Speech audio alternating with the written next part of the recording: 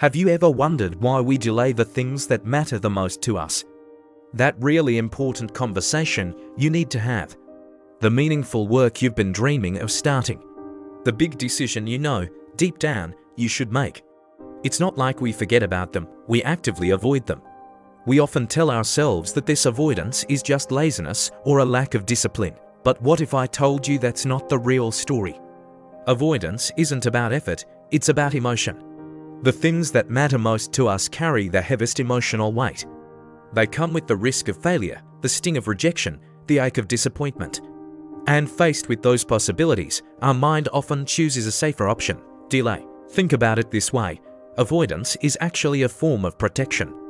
When something feels overwhelming, our nervous system instinctively pulls away. It's not trying to sabotage you, it's trying to reduce what it perceives as a threat.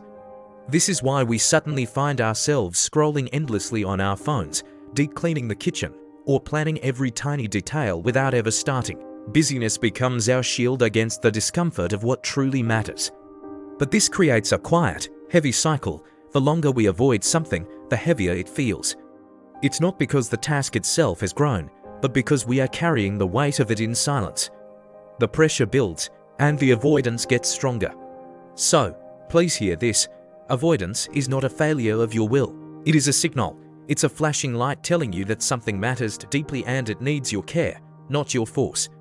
You don't overcome avoidance by just pushing harder or criticizing yourself.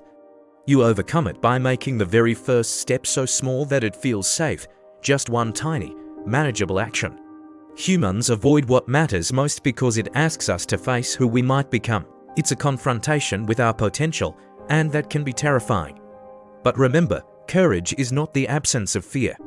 Courage is choosing to move, even just a little, while fear is right there with you. Thank you so much for watching. If this resonated with you, I'd love it if you'd like and subscribe. See you in the next one.